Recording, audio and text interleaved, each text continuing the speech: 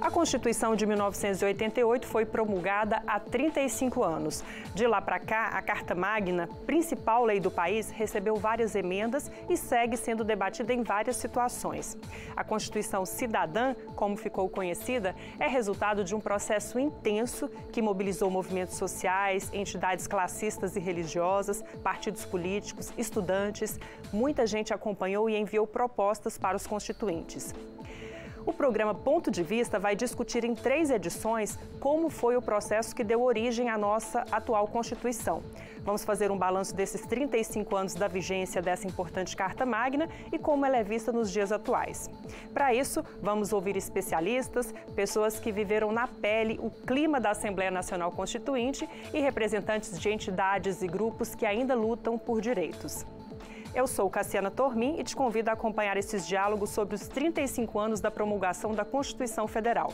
Este é o Ponto de Vista.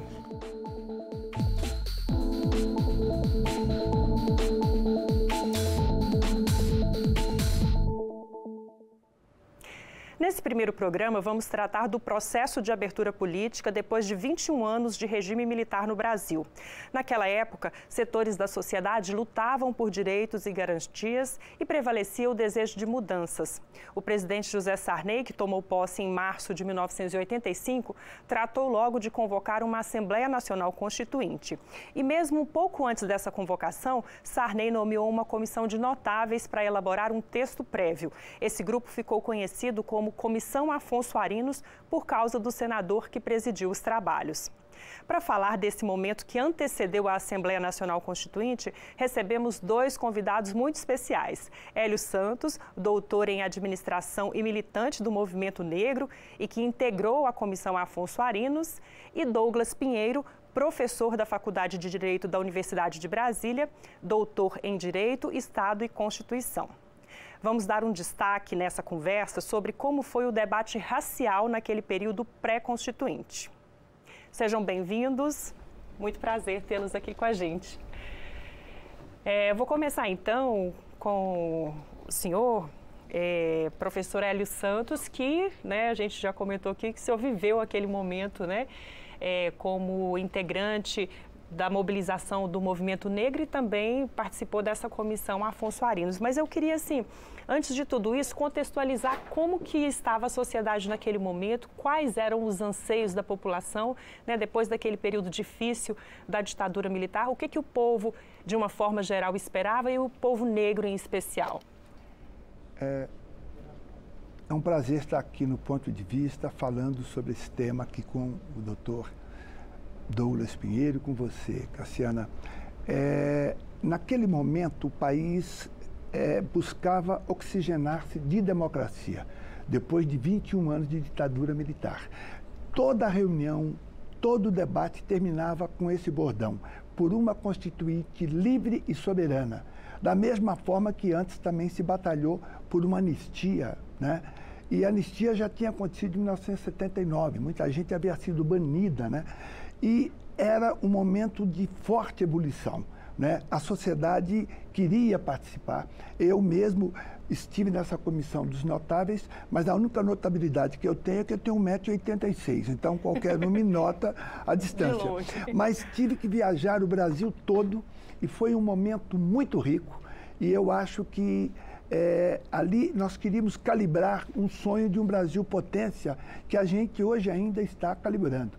Portanto, foi um momento importante. A comissão teve um trabalho exaustivo e, na minha opinião, fez um trabalho extremamente importante para o país. Professor Douglas Pinheiro, o senhor que é professor de Direito Constitucional, conta pra gente como que o senhor avalia essa transição do regime militar para esse período de abertura, de democracia. Alguns até criticam dizendo que não houve uma ruptura, mas que foi uma transição meio que negociada. Como é que o senhor vê essa passagem que o Brasil deu na sua história? Olá, Cassiane, professor Hélio. É uma boa oportunidade de estar a gente conversando e debatendo um pouco sobre isso. Havia uma tradição no Brasil de sempre se fazer aquilo que se chamava de transição pelo alto, que era uma transição que excluía a mobilização social. Naquele momento, o que a gente percebe é que houve uma mobilização, um acúmulo democrático durante os anos do regime militar. Então, aquilo que vai desembocar, que deflagrar o processo constituinte, ele começa como ensaio, como gestação, muito antes. Então, se nós observarmos, já, por exemplo, em 67, num congresso do Partido Comunista Brasileiro, um congresso inclusive clandestino, já se falava da necessidade de uma nova Constituição, porque aquela que havia sido colocada, ela era autoritária. Nós vamos ter, em 71, a Carta do Recife, do MDB, que já clamava por uma nova Constituição. Então, em 73, quando Ulisses Guimarães percorre o país como anticandidato de uma anti-eleição imposta por uma anticonstituição. Então, o movimento constituinte, ele foi num crescente no decorrer dos anos 70, aliado com outros movimentos laterais, né, que inclusive tiveram um maior lastro social, como era a luta pela anistia e depois a luta pelas diretas já. Então, a gente tem que pensar que o processo constituinte que se deflagra ali nos anos 80, ele foi fruto de um acúmulo histórico de luta democrática, que se dá antes e que se dá, inclusive, clamando que esse processo se desse, de alguma forma, com participação popular. Então, há uma crítica, inclusive, de que isso não tenha sido feito com uma ruptura total, inclusive pelo próprio procedimento com o qual a Assembleia Nacional Constituinte é convocada, que é uma emenda constitucional, ou seja, já era um processo de uma alteração de um texto anterior que convoca a nova Constituinte, mas eu acho que inclusive alguns diziam que trazia uma certa ilegitimidade para essa Constituinte, mas ela acabou se demonstrando muito mais potente do que a forma pela qual foi convocada. Tá certo. O professor Hélio Santos participou da Comissão Provisória de Estudos Constitucionais, né? Como a gente já falou, que foi esse grupo de juristas e estudiosos encarregados de elaborar um anteprojeto de Constituição para ser submetido à Assembleia Nacional Constituinte. Esse grupo ficou conhecido como Comissão Afonso Arinos. E ele também fez parte da Convenção Nacional do Negro e a Constituinte, que foi um encontro realizado em Brasília em agosto de 1986. E a gente vai ver aqui alguns registros, né? Temos aqui algumas fotos. Tem aqui a foto do professor Hélio Santos com outros companheiros também na Convenção Nacional do Negro, em agosto de 1986. E aí, então, a gente vai ter aqui alguns desses registros, então, daquele momento. E eu vou aproveitar, então, essa oportunidade, professor Hélio, para perguntar sobre essa convenção nacional, né? Então, eu imagino que, diante desse clima aí, né, de luta por direitos, né, de mobilizações, né, que o professor Douglas também comentou, então, eu imagino que o movimento negro resolveu também se posicionar, né, para preparar para essa Constituinte. E aí, eu tenho até aqui uma cópia dessa carta convite que vocês fizeram, né, convidando toda a comunidade negra para participar. E aí, até colocaram endereço para as pessoas entrarem em contato, porque naquela época não tinha internet, né? Imagino que essa mobilização tenha sido muito mais difícil, mas não deixou de acontecer. Conta pra gente como é que foi que surgiu essa vontade de fazer essa Convenção Nacional do Negro e o que saiu de resultado desse processo, como que foi essa mobilização? O movimento negro já estava mais ou menos articulado nesse momento? Sim. Como o professor explicou, toda a sociedade brasileira tem estava até uma foto, ávida. Professor, do senhor aqui com o Jorge Amado, olha só. Sim, grande Jorge Amado. Mas como o professor Douglas falou, toda a sociedade brasileira estava ávida por participação. E a população negra, historicamente oprimida, muito mais. Então, eu viajei pelo Brasil todo e se havia uma coisa que a população negra reclamava, era para criminalizar o racismo. O racismo até então era tipificado como uma contravenção, tipo jogo do bicho, que era a Lei Arinos. Então, eu queria discutir políticas públicas, confesso, por uma questão de formação, mas o movimento negro queria criminalizar o racismo. Eu acho que é importante, mas toda vez que fala em criminalizar, professor Douglas, eu sou remetido ao Código Penal, mas quando eu falo do racismo sistêmico, eu me remeto à política pública, que é, na verdade, que era o meu interesse. Mas em todo lugar queria se criminalizar o racismo. Mas o resultado desta convenção, imagine, 38 anos atrás, como você disse, não tinha internet, a gente não usava nem celular. O que importa é que foi um resultado de muito sucesso. Nós conseguimos, na Constituição verdadeira, coisas importantes e foi assim um momento em que a população negra sonhou. Eu digo que hoje nós temos que recalibrar os nossos sonhos, porque aqueles sonhos se efetivaram uma parte, eu não posso negar que houve avanços, né? Mas foi um momento que eu reitero, muito rico e que houve uma participação do Brasil inteiro. Imagine um país continental como o nosso, pessoas vindo do Rio Grande do Sul, do Rio Grande do Norte, do Pará, né, com as dificuldades históricas que o movimento negro teve. Então, eu acho que foi uma das melhores coisas que eu fiz na vida, ter estado, primeiro, ali nesse encontro, e depois ter estado na Comissão Arinos, porque na Comissão Arinos realmente foi também um momento que nós pudemos interferir nesse esboço constitucional feito. O esboço constitucional terminou em setembro de 1986. Em seguida, haveria eleição para a Assembleia Constituinte. Então, nós conseguimos ali, digamos assim, encaixar coisas importantes, como criminalizar o racismo nesse esboço, já prever políticas de cotas, coisas importantes, estabelecer o SUS, tudo isso antes da Constituição de 1988.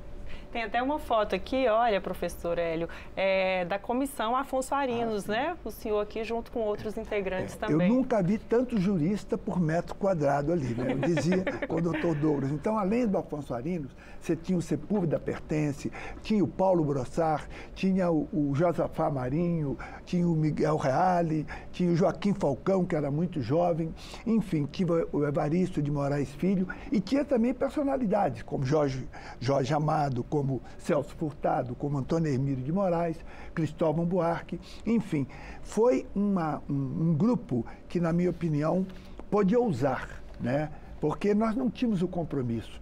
Resultou-se numa Constituição com 436 artigos e a verdadeira teve 250 só. Então, nós extrapolamos, mas a gente podia extrapolar, porque a ideia nossa era estimular a sociedade ao debate, jamais substituir a Constituição verdadeira que foi feita em 1988 por quem foi eleito especialmente para isto, né? Uhum. Aqui o senhor de novo com o escritor Jorge Amado, e como é que foi essa convivência, professor, com pessoas que às vezes, imagino que às vezes não eram do círculo de convivência do senhor?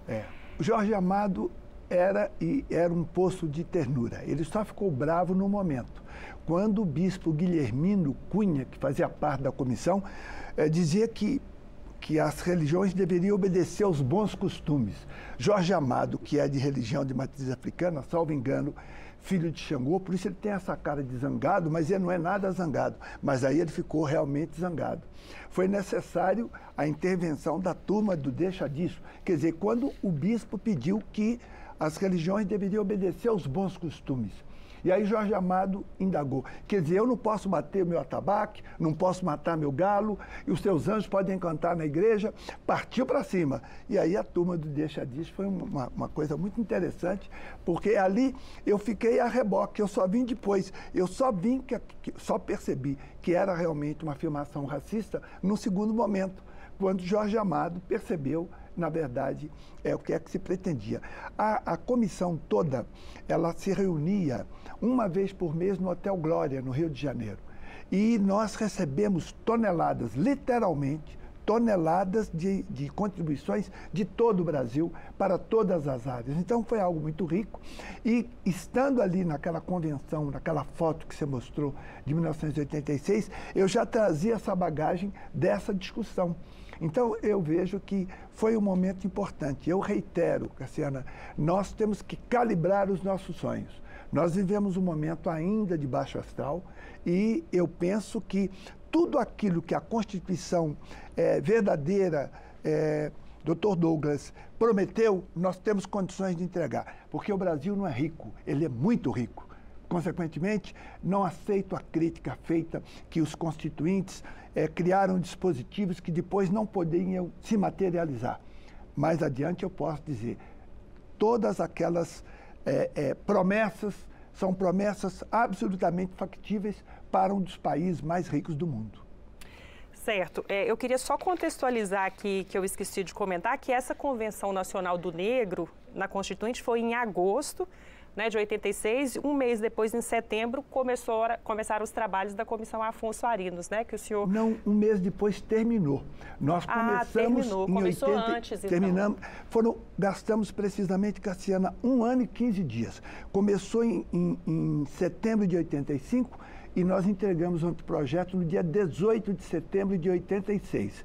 Portanto, durou exatamente 1 ano e 15 dias. Portanto, nesse momento, nós estamos concluindo os trabalhos na Comissão Arinos. Ah, certo. Obrigada, então. Professor Douglas, eu queria que o senhor comentasse 2 coisas. Primeiro, sobre uma crítica dessa carta convite aqui do Movimento Negro para a Convenção. Eles colocaram o seguinte, que a Constituinte... foi assim, uma carta bem dura, bem crítica, né? E diz assim, que criticando o fato da Constituinte ser congressual, né? Ou seja, deputados e senadores, está escrito aqui, os deputados federais e senadores eleitos não ficaram apenas empenhados em elaborar a nova Constituição, mas, ao mesmo tempo, também cumprirão outras tarefas normais do Congresso Nacional. Então, esse é um ponto, se o senhor acredita que essa questão teve alguma relevância, se realmente foi prejudicial.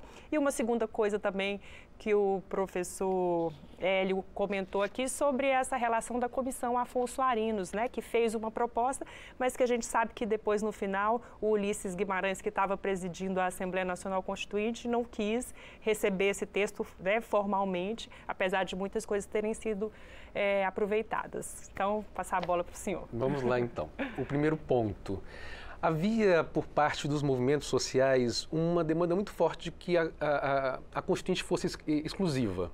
Entre a Constituinte congressual e a Constituinte exclusiva, que se constituísse um grupo específico para debater em alto nível, em diálogo com a sociedade, não movido pela pressão da legislação ordinária, e que pudesse, por isso, se tornar um fórum um pouco mais amplo. Mas havia também, nessa demanda de uma Constituinte exclusiva, uma preocupação da questão congressual da época. Então, a gente precisa um pouco pensar que nas eleições de 74 é quando o governo militar ele tem uma sérias derrotas em termos dos governadores, das eleições de governadores. Em 76 ele volta a ter derrotas nas câmaras de vereadores, embora ele tenha uma grande maioria em várias câmaras, em várias cidades, nas principais, nas capitais, as câmaras de vereadores ficaram com boa parte de representação do MDB, em São Paulo, no Rio, em BH, em Porto Alegre, em Salvador, em Campinas. Então, havia uma preocupação das eleições de 78, porque naquelas eleições, para governador, elas seriam diretas. Então, em 78, antevendo a possibilidade de uma derrota acachapante, a Geisel fecha o Congresso a partir de um case que era um projeto de reforma do Judiciário, que gerou uma certa discordância entre a Arena e a MDB. Ele fecha o Congresso e vem o pacote de abril de 78. Né? Esse pacote de abril ele cria uma série de mudanças inclusive em relação às eleições para governadores, mas em relação, por exemplo, à reeleição para senadores. Um dos senadores seria feito pelo colégio eleitoral. E com isso são chamados senadores biônicos. Então, esses senadores acabaram, obviamente, garantindo uma grande força para a Arena e depois que acabam a Arena e MDB, mas para justamente aquelas forças políticas que estavam do lado do movimento militar. Então, a ideia de uma Constituinte exclusiva também era uma tentativa de se livrar... Evitar novas interferências. De se livrar um pouco dessa pedra de arrasto, da presença desses senadores biônicos. Tanto que, mesmo sendo uma Constituinte congressual, um primeiro debate que se tem quando a Constituinte é instaurada, e ela é instaurada com a presidência com o presidente do STF, Moreira Alves, é se os senadores biônicos poderiam ou não participar. Então, o primeiro debate sobre ser congressual ou ser exclusiva tinha, por isso, essa preocupação. Então, o movimento sindical, também queria uma constituinte exclusiva. O movimento negro queria uma constituinte exclusiva e a principal preocupação era esse resquício, digamos, essa herança parlamentar que viria do regime militar, né? A segunda questão que você me pergunta é sobre o fato do Ulisses não ter aceitado o texto da Comissão Afonso Arinos. Porque costuma-se dizer nos bastidores que o Tancredo Neves, com toda a expertise política que ele tinha, de ter conseguido, inclusive, articular a transição de maneira muito esperta, né? Ou seja, com uma chapa, inclusive, que tinha ele na cabeça, José Sarney, que tinha toda uma tradição, né, congressual ao lado da Arena, que teria sido quase que um grande acordo. E, embora o Tancredo falasse a todo tempo em poder constituinte, ele raramente falava em, de fato, uma constituinte. Então, havia-se, hoje, historicamente, olhando retrospectivamente, há uma certa dúvida se de fato havia uma intenção de convocar uma constituinte ou se talvez fazer uma transição que tivesse uma atuação constituinte, mas por uma comissão específica, né?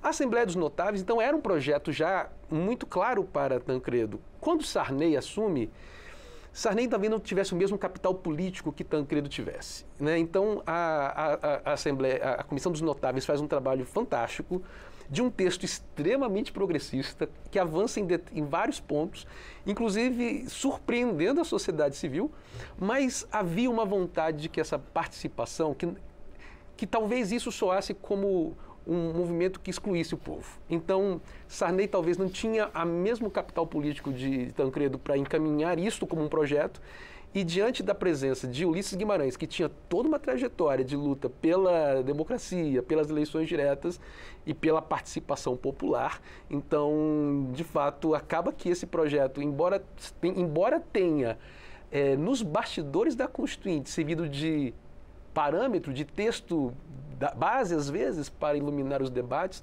ele não tenha sido oficialmente aceito por Ulisses Guimarães e tenha sido arquivado pelo governo Sarney.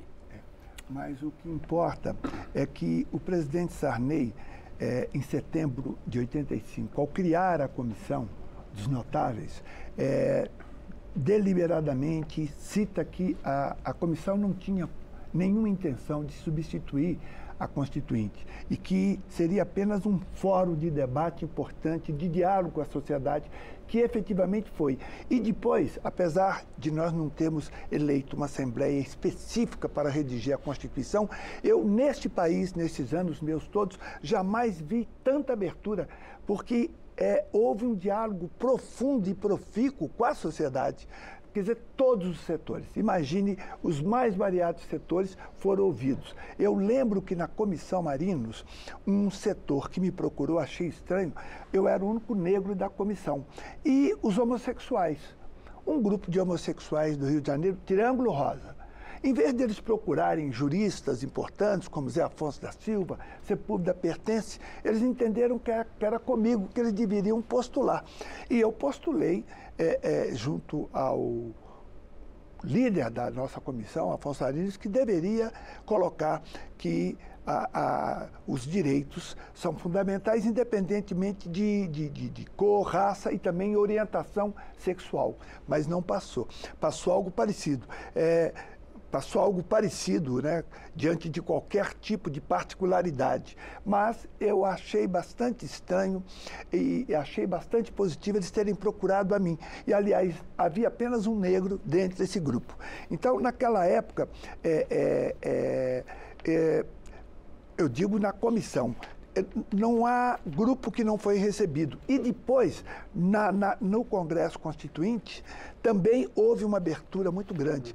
Toda a sociedade se manifestou e eu sou um defensor da Constituição brasileira, porque ela ainda vai entregar, né? Eu reitero isso, ela calibra sonhos que estão atualmente rebaixados, né? Porque tudo que está ali pode ser entregue. Não aceito a ideia, essa insistência de que nós criamos uma Constituição que não pode entregar. Ora, o PIB de 2020 permitiria que cada família com 4 pessoas recebesse cerca de R$ R$ 1.600. O Brasil produz alimentos suficientes, segundo a Embrapa, para alimentar 800 milhões de pessoas. Nós só temos 200 milhões. Então, nós vivemos num país complexo, que tem fome, mas produz 4 vezes o volume de alimentos necessário. Um país que esteve durante esse tempo todo, Dr. Douglas, dentre os 10 mais ricos do mundo, tendo como referência o PIB, junto com a China, Estados Unidos, Canadá, mas, ao mesmo tempo, durante todo esse mesmo tempo, esteve entre os mais 10 desiguais. Então, essa assimetria bizarra, o Constituinte previu que o Brasil tem potencial. Não se entrega porque o país se autoatribuiu limites. Olha, vamos só até aqui, vamos incluir um grupo. Então, eu sou, assim, um fã ardoroso da Constituição de 1988. Ela precisa de ser valorizada e recalibrada. Certo. Posso fazer só um comentário? Não é de estranhar tanto essa aproximação. Se nós observarmos em 78, quando surge o Movimento Negro Unificado, é quando surge também o Somos, que é o grupo de afirmação homossexual. Eles conseguem se organizar como subproduto. Eles conseguem organizar como sociedade civil também nesse momento e perceber a importância de talvez se unificar com outros grupos historicamente excluídos como uma forma de afirmar depois os seus pleitos. Tanto que, novamente, esse representante do Triângulo Rosa vai falar na subcomissão de minorias, novamente pleiteando que a Constituição acabasse impedindo expressamente a discriminação por orientação sexual. Exatamente.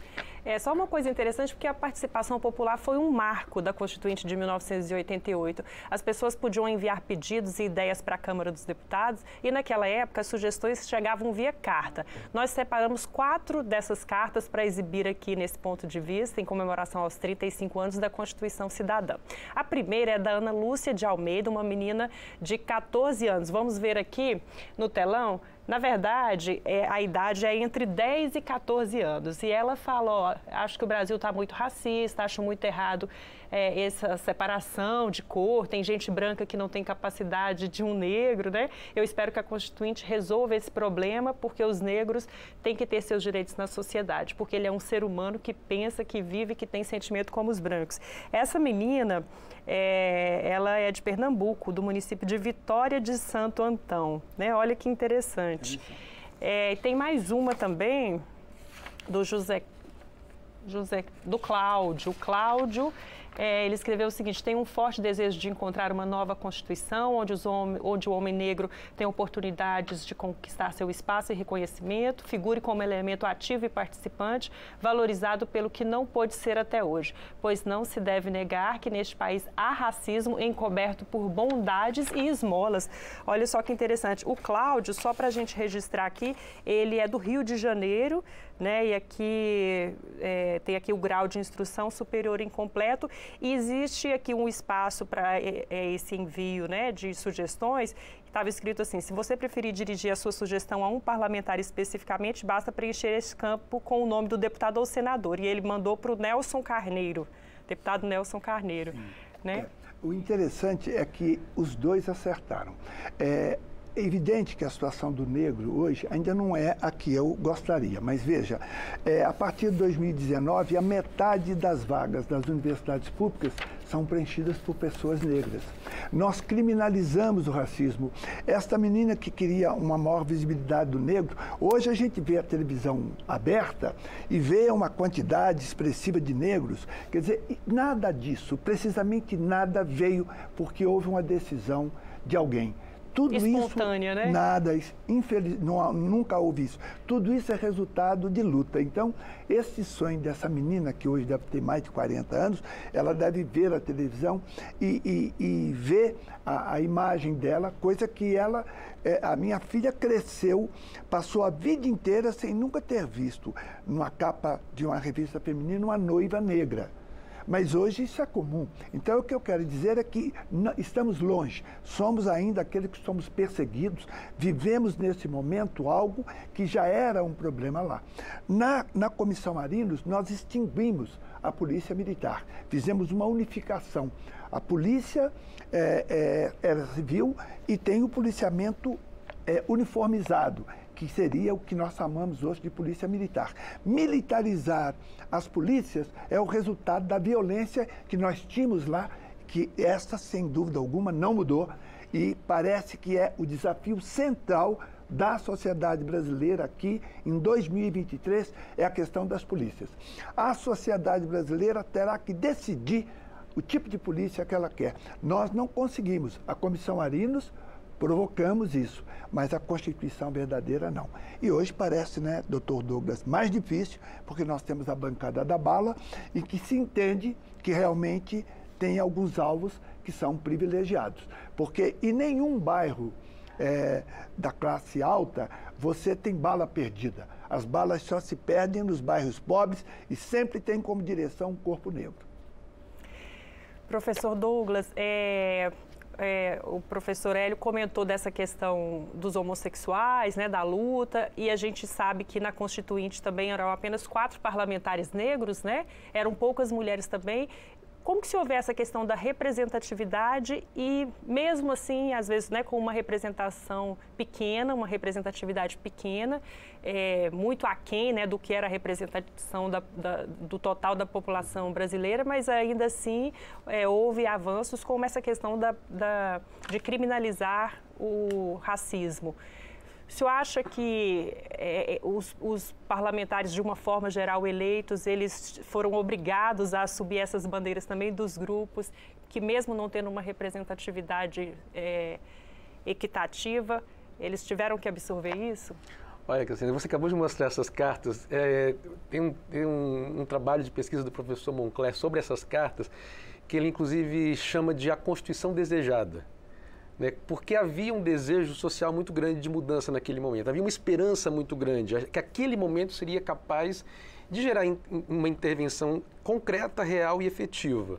Essas cartas que foram um projeto, inclusive chamado Diga Gente, em que as cartas eram disponibilizadas em órgãos públicos e em agências de correio, ou seja, não havia custo de envio. Essas cartas tinham uma parte inicial que tinha alguns dados demográficos e uma parte em branco onde você poderia escrever o que quisesse. Foram mais de 72 mil cartas encaminhadas e que depois foram todas indexadas no chamado Projeto Constituição. E é muito interessante ver como que elas expressam algo que havia muito difuso, mas muito claro, de que depois de muito tempo o povo queria participar. Né? O movimento das diretas já, ele conseguiu deixar muito claro que o povo estava na rua. E a presença do povo na rua, essa ocupação performativa, criar uma assembleia do povo na rua, isso gera uma pressão muito forte. Então, quando a Constituinte é estabelecida, e ela é estabelecida com, inclusive, um dever de que as subcomissões fizessem pelo menos de 5 a 8 audiências públicas. E a vivência do dia a dia da Constituinte era que esses corredores aqui estavam sempre cheios de grupos sociais que entenderam que aqui era a casa deles. Quem vem a Brasília atualmente vai encontrar um Congresso Nacional um pouco mais fechado, isolado do povo. Mas eu fui criança aqui em Brasília, eu me lembro que nos finais de semana a gente vinha inclusive para o Congresso para brincar na sede do poder, a gente brincava nas laranjas, né? Então havia uma aproximação do povo, havia uma presença do povo nesses corredores. E a possibilidade de oitivas, não só de movimentos sociais organizados, mas de pessoas que tinham nas suas áreas de conhecimento, no seu ativismo político de época, de décadas, um conhecimento que poderia, sim, né, no movimento negro. A gente teve a presença, por exemplo, de Lélia Gonzalez aqui na Constituinte, falando, explicando, inclusive apontando, fazendo críticas a essas possibilidades. Então, houve uma participação muito forte, quer pelo movimento das ruas, desde as diretas, quer do movimento da sociedade civil organizada, o movimento sindical, o movimento das mulheres que foram determinantes, inclusive, foi o primeiro grupo que organiza a luta pela anistia, foi o movimento feminino pela anistia, né? O movimento negro, o movimento homossexual. Então você tem o movimento indígena, inclusive, os povos indígenas, né, que se organizam naquele momento ainda em diálogo com o CIMI. A Igreja Católica, que naquela época ainda estava muito forte, a presença das comunidades eclesiais de base. Então houve uma conjunção de fatores, de participação popular, e que vai se manifestar nessas cartas que vêm parar aqui no Congresso, nas emendas populares que poderiam ser apresentadas e no diálogo e na cobrança constante que começou a se fazer pelas notícias que eram divulgadas pela grande imprensa, pela voz da Constituinte, que naquele momento ocupava a voz do Brasil, mas que acabou fazendo com que, mesmo que não houvesse uma representação paritária e que de fato contemplasse, mas que gerasse um constrangimento social de que não era mais possível fazer uma transição pelo alto, uma transição meramente negociada. Era preciso incluir o povo, né? O senhor comentou aqui sobre o Diário da Constituinte, que era uma forma de estar divulgando para a população os acontecimentos aqui. E a gente vai ver agora uma edição do programa Diário da Constituinte que retrata uma sessão solene no plenário da Câmara em comemoração aos 100 anos da Lei Áurea. O programa foi ao ar no dia 13 de maio, há 35 anos, exatamente em 1988, né? Vamos ver então.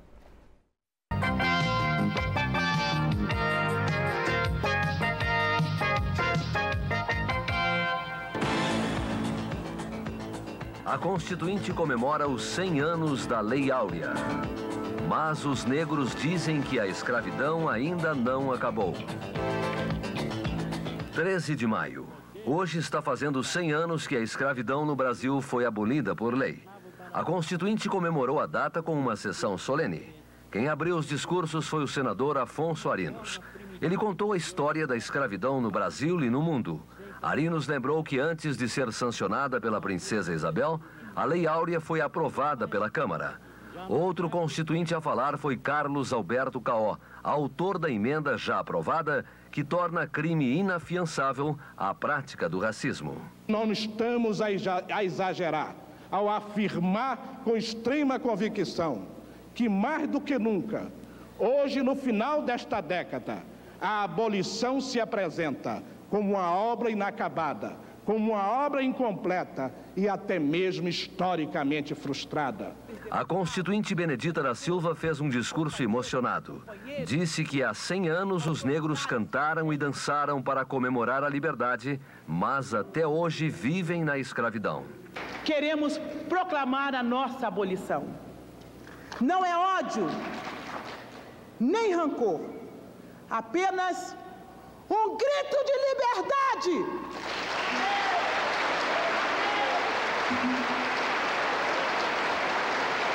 O constituinte Paulo Paim também falou em liberdade e disse o que é ser livre para os negros. Ser livre é ter a nossa identidade étnica e cultural respeitada. Ser livre é ter nossa religião respeitada. Ser livre é exercer o direito ao trabalho e a salário digno. Ser livre é poder frequentar uma escola democrática. Ser livre é ter o acesso à terra. Interessante, né? Antes de pedir para os senhores comentarem aí, eu quero só lembrar que se você que está aí do outro lado quiser saber mais sobre os 35 anos da Constituição de 1988, a nossa Constituição Cidadã, basta apontar o seu celular para o QR Code que aparece aqui na sua tela, tá bom? Então, professor Hélio Santos, que coincidência, né? Os 100 anos da Lei Áurea, exatamente durante a Assembleia Nacional Constituinte. É verdade. Infelizmente, o Carlos Caó de Oliveira já não está mais entre nós, mas Paulo Paim, na época deputado, hoje senador, e Benedita da Silva continuam aí lutando. Falávamos antes da baixa participação das mulheres. A prova que a nossa democracia ainda é uma democracia frágil, de baixa intensidade, 28% da população brasileira é formada por mulheres negras, mais de um quarto. E a representação delas é muito pequena. O interessante também é que neste ano, 1988, nós criamos a Fundação Cultural Palmares. Foi um subproduto desse esforço. A Fundação Palmares nasce exatamente durante esse momento e que é, até hoje, uma instituição que está aí. Eu queria, aproveitando falar desse momento, Afonso Arinos abre ali o discurso do 13 de maio. E Afonso Arinos recebeu uma reclamação minha, professor Douglas, dura, porque a lei que ele tinha criado em 1951 tornava o racismo uma contravenção. E eu cobrei dele, na casa dele, quando eu tomei posse, fui lá no bairro de Botafogo, Rua Dona Mariana, não me esqueço. E ele me contou a história. Ele falou, não, professor, vocês agora, quando vier a Constituinte, vocês criminalizam o racismo. E me convidou para me apresentar um homem bem idoso. Era o motorista dele.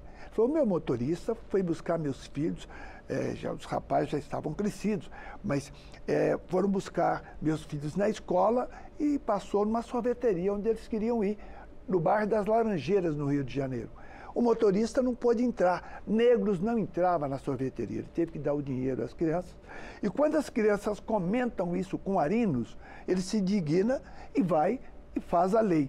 Agora, o pior, Douglas, vem depois. Ele era presidente da Câmara dos Deputados, tinha amplo prestígio. Ele falou, foi ali que eu percebi que a questão racial era uma questão grave.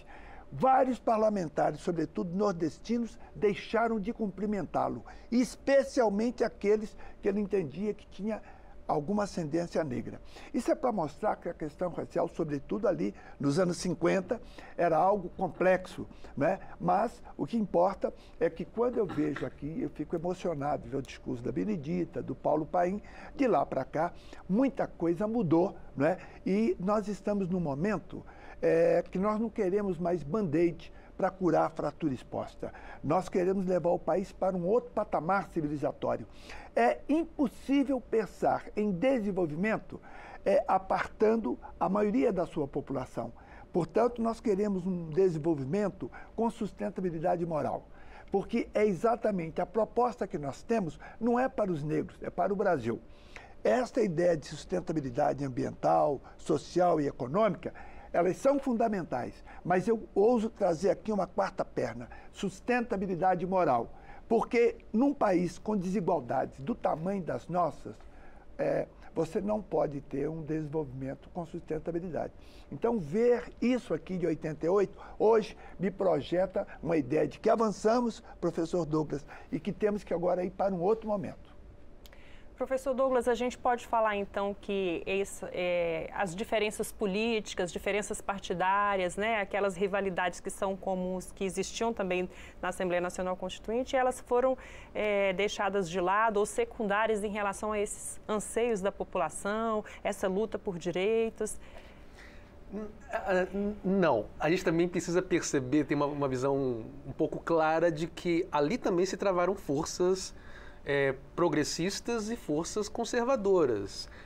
Era de grande interesse para quem estava no poder e que foi, inclusive, leniente com o regime militar, que essa nova Constituinte não fosse, não os colocasse, não os responsabilizasse por tudo aquilo que havia acontecido antes.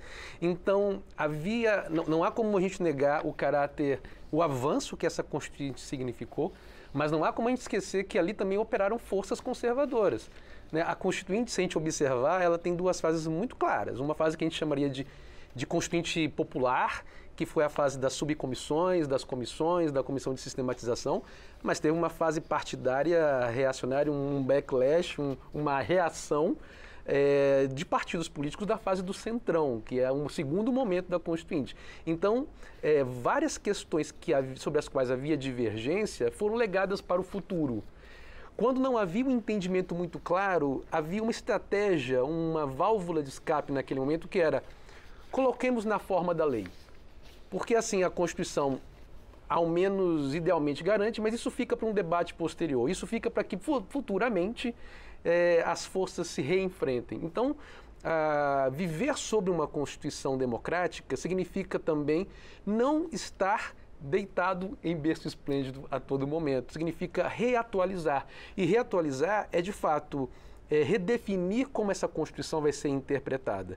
Porque da mesma forma que há processos de interpretação constitucional que garantem essa inclusão, que garantem a igualdade, que garantem a possibilidade de que as minorias que historicamente sempre foram excluídas possam ser incluídas, porque a sociedade é pré-intérprete dessa Constituição, existem também processos de interpretação que eu chamaria de desconstituintes, que tentam, de certo modo, acabar com a fortuna que nós acumulamos por essa Constituição. Então, embora nós tivemos avanços, mas as forças que também estavam ali conservadoras permanecem ainda no país. Então, o processo a viver a Constituição de 88 hoje é atualizar aqueles debates, é atualizar aqueles enfrentamentos e, novamente, ocupar o espaço da esfera pública para que, novamente, aqueles debates que estavam ali travados sejam atualizados de maneira cada vez mais inclusiva.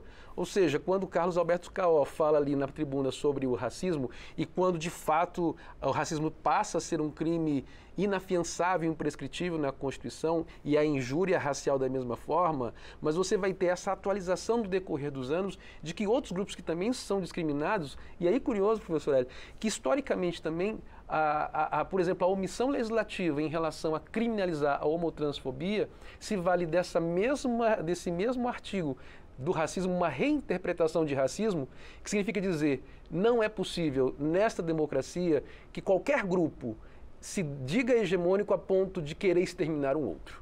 Então, esse acúmulo dessa luta do movimento negro acabou servindo como um grande guarda-chuva para todos os movimentos que são historicamente considerados como subservientes, subalternos, excluídos, e é uma forma de afirmar hoje a vivência da Constituição é novamente lutar por essa inclusão nas interpretações que são feitas em relação a pessoas negras, em relação a mulheres, em relação à população LGBT, em relação aos povos indígenas.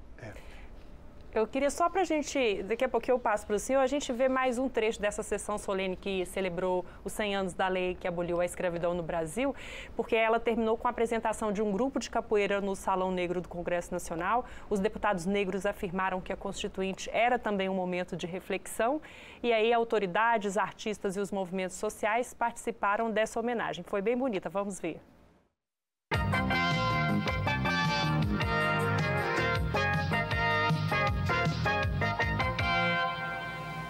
Participaram também da sessão embaixadores, ministros, representantes da igreja, artistas e representantes de movimentos contra a discriminação racial. Não há pior discriminação que vitima também os negros do que os baixos salários, a má distribuição de renda e a miséria. De forma que foi uma reunião extraordinariamente expressiva, porque além dos fatos históricos relembrados, se deu essa significação. Esse é mais um dia de reflexão. É um dia para nós refletirmos exatamente durante esses 100 anos o que aconteceu. Nós vemos que nós estamos no mesmo momento de há 100 anos passado, com as mesmas dificuldades, o mesmo racismo, preconceito, a mesma coisa que nos proibindo de nos integrarmos a uma sociedade brasileira. Falta, por exemplo, uma maior ascensão negra em cargos eletivos, melhores oportunidades negras assim, na periferia, que é muito abandonada, principalmente na Bahia, onde eu vivo, tem um setor muito perigoso. Existem periferias que é totalmente abandonada, não somente pelo governo municipal e estadual, mas em termos das esferas federais. Nós aqui estamos lutando por uma democracia social, por um direito de igualdade do negro, do índio e, por que não dizer, do branco. E queira Deus que o próximo aniversário da abolição, pelo menos um decênio, daqui a um decênio, que as coisas estejam melhores, com muitos mais negros dentro do sistema, dentro do poder e dentro do governo. E assim a ascensão social melhor daqueles que clamam por justiça num país onde o negro é a base. A comemoração pelos 100 anos da Lei Áurea acabou no Salão Negro do Congresso, com um show de capoeira.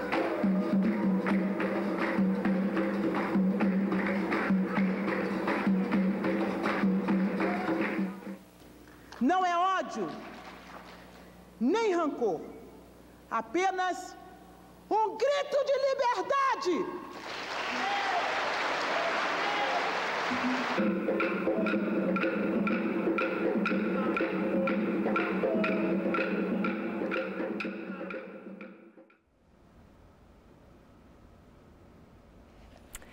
Então, mais uma vez, eu quero te lembrar que se você quiser saber mais sobre os 35 anos da Constituição de 1988, a nossa Constituição Cidadã, basta apontar o seu celular para o QR Code que aparece aí na sua tela.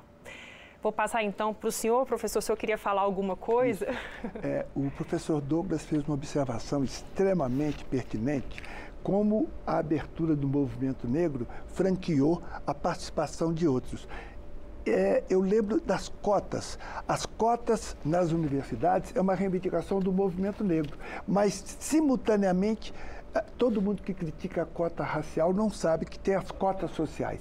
Todos aqueles alunos brancos e asiáticos que vêm da escola pública têm o mesmo direito, né? E a mesma coisa também em relação ao grupo homossexual. Eu gosto de ver aqui a capoeira e lembro, professor Douglas, que o Código Penal de 1890 criminaliza a capoeira, não é? A capoeira hoje está em mais de 150 países. Os estrangeiros ficam assim extasiados. Como é que eu pratico um esporte em que eu me preparo fisicamente, com danças sensuais, eu me divirto? Essa é uma invenção negra. Então, é bastante interessante, né? E eu vi ali a reclamação também de um ativista baiano. Eu quero dizer que a Bahia continua a mesma coisa. A Bahia ainda é uma região extremamente violenta, uma região de maioria negra, e é uma região ainda em que a periferia tem um componente muito parecido com este aí citado há 35 anos atrás. Nós ainda não avançamos como deveríamos, a despeito de toda essa ideia folclórica da beleza baiana, que é uma beleza negra. É bastante saudável ver esse momento aí e ele me anima muito, né? Ele me anima muito, porque nós avançamos e eu creio que o Brasil definitivamente, professor Douglas, se compenetra de que não é possível essa ideia do Brasil potência, do Brasil gigante, sem a inclusão de todos. Ninguém pode impunemente desperdiçar talentos. O Brasil só tem uma área em que a população negra está, em que realmente se investe, é no futebol. Fomos campeões do mundo 5 vezes e fomos vice mais 2, disputando com europeus bem alimentados, com autoestima positiva. Nós queremos esse investimento em todas as áreas. E eu penso que nós estamos vivendo esse momento. Houve uma instalação de um pacto pelo combate às desigualdades, que poderia ter outro nome. É um pacto a favor do desenvolvimento com sustentabilidade moral.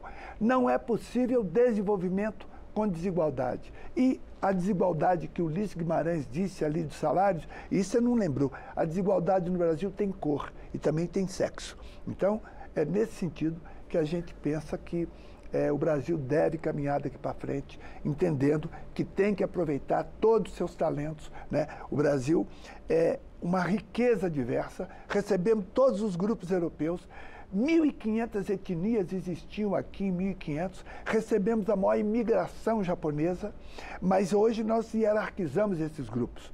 É hora de fazer com que essa riqueza saia da boca da antropologia oficial e se torne num ativo intangível forte, que é essa diversidade brasileira que até hoje não foi utilizada no seu potencial, porque somos ainda um país muito racista. Temos que reconhecer isso.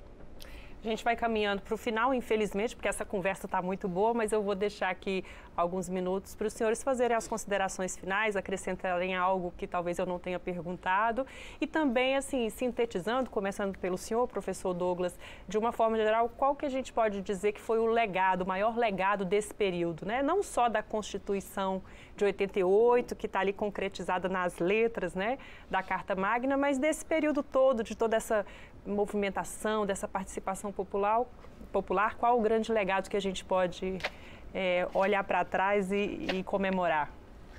Professor Hélio, eu me recordo muito de Beatriz Nascimento, quando ela vai analisar como que a realidade da população negra no país ainda é um contínuo de resistência dos quilombos.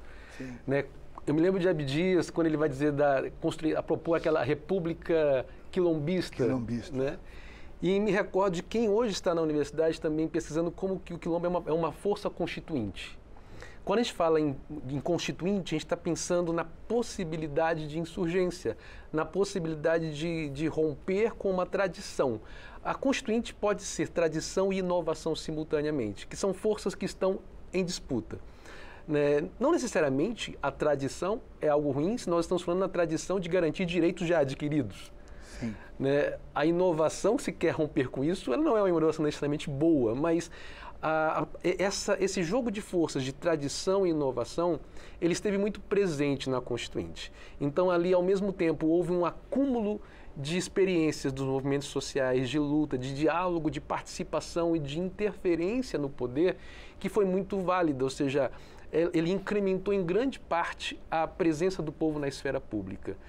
O que se dizia que às vezes o brasileiro não gostava de política ou de que política não se discutia, eu acho que desde a Constituição, desde a Constituinte, a política passou a ser de fato algo que está no nosso cotidiano, que está no nosso dia a dia e que a gente precisa sim debater, né? Mas também há uma inovação. A inovação da insurgência desses movimentos sociais que passam a ser considerados como atores políticos do presente. Não há como mais negligenciar, não há como mais garantir um elitismo constitucional. A Constituição não é feita apenas por juristas.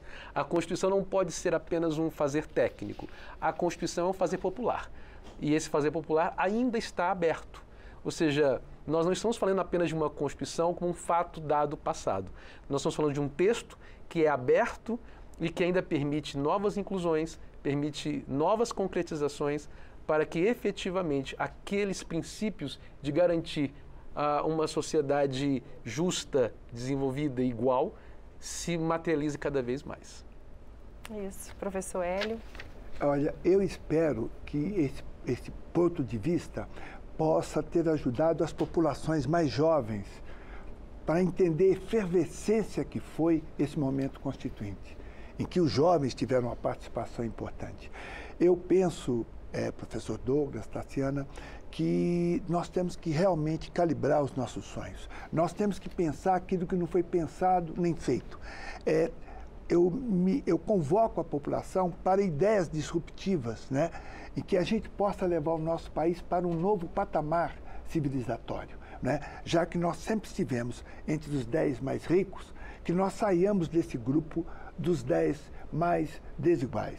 Eu penso que trata-se disso, né? Celebrar esses 35 anos, nós temos muita coisa ainda a fazer, mas eu acho que esse programa trouxe alguns eventos históricos que pode fazer com que a população mais jovem, que não tinha nascido naquele momento, possa entender o que foi a conquista da democracia. A Constituinte realmente não foi a ideal, mas nós vimos de 21 anos de ditadura militar. Eu sei que algumas concessões foram feitas, mas nós saímos daquele período terrível. A ditadura militar no Brasil terminou como deveria terminar. O último presidente general, não passou a faixa para José Sarney. Saiu pelas portas do fundo. Eu acho que foi uma maneira adequada de fechar um período, né, em que as diretas já, na verdade, trouxe coisas importantes. Toda essa ebulição, ela foi rejeitada, né? Direta já foi um movimento popular que queria as eleições diretas para presidente da República. Mas, em compensação, conseguiu eleger Tancredo Neves indiretamente, terminou com a ditadura militar. Sarney convoca a Assembleia Nacional Constituinte, que resulta na Constituição Federal de 1988, que é o que nós temos. Se há dificuldades com ela, sem ela nós não temos o que fazer. Portanto, foi um prazer ter estado aqui.